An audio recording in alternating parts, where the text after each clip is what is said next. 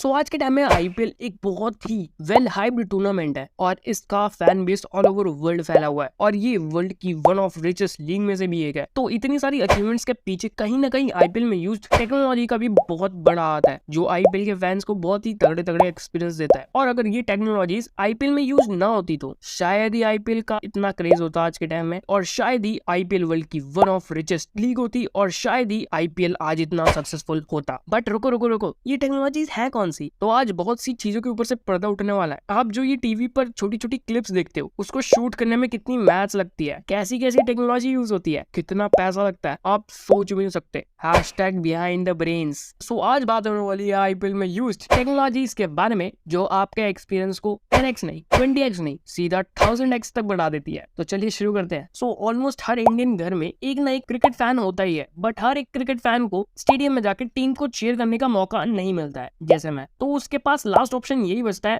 TV. And because of Dolby Atmos sound system, एक TV viewer को stadium जैसा experience होता है, क्योंकि इस टेक्नोलॉजी के अंदर इतना पोटेंशियल है कि ये 100+ डिफरेंट आइटम्स के साउंड प्रोड्यूस कर सकता है, वो भी एक ही टाइम पर, जो कि वैसे कोई मायने नहीं रखता है टीवी देखते समय, बट ये साउंड्स टीवी व्यूअर्स के एक्सपीरियंस को एकदम इनहैंस कर देते हैं। और किसी भी टीवी शो की साउंड क्वालिटी पर ही डिपेंड करता है कि उसकी व्यूअरशिप कैसी होगी। स्पेशली स्पोर्ट्स शोज, अगर साउंड क्वालिटी अच्छी है तो व्यूअरशिप भी अच्छी होगी, और साउंड क्वालिटी खराब है तो व्यूअरशिप भी खराब होगी। और इस टेक्नोलॉजी के लिए पूरे स्टेडियम में 40+ माइक्रोफोन्स सेटअप कराए जाते हैं, क्योंकि भाई क्वालिटी से ज्यादा क्वांटिटी मैटर नहीं करती है, और वैसे भी आईपीएल के पास बहुत पैसा है। सो आईपीएल में यूज सारी टेक्नोलॉजीज में से सबसे पुरानी टेक्नोलॉजी है स्पीड गन, और इसी की बदौलत ही क्रिकेट व्यूअर्स को हर एक इंडिविजुअल बॉलर की स्पीड मालूम पड़ती है, और फिर कुछ लोग घर पर बैठ के बॉलर्स को जज करते हैं कि ये कैसी बॉल डाल रहा है चमन। और इसी की हेल्प से क्रिकेट एक्सपर्ट्स को पता चलता है कि कौन सा खतरनाक पेसर बॉलर है और कौन सा मीडियम पेसर बॉलर है। और इस टेक्नोलॉजी के अंदर एरर का चांस बहुत कम मालूम पड़ता है, जो कि इसका खतरनाक एडवांटेज है। और ये इंडिया के अंदर 1.5 लाख रुपीज तक मिलता है। तो अगर इसको संभालने वाला इसको डैमेज कर देता है कैसे ना कैसे, तो उसको बहुत महंगा फटका पड़ने वाला। सो अगर आप भी आईपीएल में बहुत से चुम्बेश्वरी हुक शॉट्स के दीवाने हो, तो आपको असल में 360 कैमरास का शुक्रगुजार होना चाहिए, क्योंकि वन ऑफ चुम्बेश्वरी हुक शॉट्स, विराट कोहली का कवर ड्राइव शॉट, ये 360 कैमरास ही कैप्चर करते हैं और हमें टीवी स्क्रीन पर दिखाते हैं, जिससे हमारे बल्ले बल्ले हो जाते हैं। और इस टेक्नोलॉजी की वजह से पूरे स्टेडियम में 100+ कैमरास इंस्टॉल कराए जाते हैं। इतना सब कुछ लगा रहे हैं, एक्सपेंसिव तो हो गई। और इसी की वजह से हमें विराट कोहली का कवर ड्राइव शॉट और रोहित शर्मा का पुल शॉट और माही भाई का हेलीकॉप्टर शॉट देखने को मिलता है। अच्छा, पिच पर कोई टॉयलेट नहीं है, वरना ये उसका भी 360 व्यू ले लेता। सो स्टेडियम में कोई छोटे मोटे ग्राउंड्स नहीं होते हैं, बहुत बड़े बड़े ग्राउंड्स होते हैं, बट कभी कभार सेंटीमीटर्स के फासले की वजह से पूरे मैच का सीन चेंज हो जाता है, स्पेशली स्टंपिंग और रन आउट के टाइम पर। और जब ये एलईडी स्टंप्स और बेल्स नहीं बने थे, तो ये रन आउट के डिसीजन बहुत ही मुश्किल होते थे अंपायर के लिए।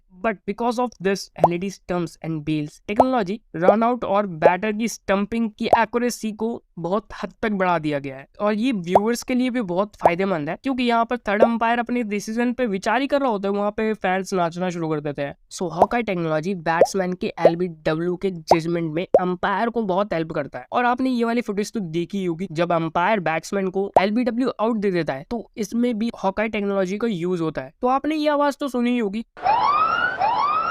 जब भी कोई बॉलर अपनी हद पार करके, क्रीज पार करके बॉल डालता है, तो ये आवाज आती है। बट क्या आपको ये पता है कि इस आवाज का कंट्रोल किसी इंसान के हाथ में नहीं है, ये ऑटोमेटिकली बजता है because of auto no ball detector. और फिर आप जानते ही हो इसके बाद क्या होता है। तो इस टेक्नोलॉजी का यूज सबसे पहले वेस्ट इंडीज वर्सेज इंडिया के ओडीआई T20 इंटरनेशनल सीरीज में हुआ था, और वो भी 2010 में। और इसकी वजह से एक ऑन फील्ड अंपायर की जॉब गई है सच में, क्योंकि पहले एक अंपायर सिर्फ नो बॉल को देखने के लिए फील्ड पर उतरता था, बट अब ये आ गया है तो अब की जरूरत नहीं है, इसलिए नौकरी से निकाल दिया उसको। मुझे दुख हो रहा है अंकल आपके लिए, बट कोई बात नहीं। और ये अभी टेस्टिंग के लास्ट स्टेज में है, आपको बहुत जल्द ये पूरे वर्ल्ड में यूज होते हुए दिखेगा। सो आपको क्या लगता है कि आईपीएल में ये सब टेक्नोलॉजी ना होती, क्या होता आईपीएल के साथ? आईपीएल में आज के टाइम जितना क्रेज होता, अपने विचार कमेंट सेक्शन में खोल दीजिए, और वीडियो अच्छी लगी तो वीडियो को लाइक भी कर दीजिएगा। एंड मिलते हैं आपको नेक्स्ट वीडियो में, तब तक के लिए स्टे सेफ, बाय।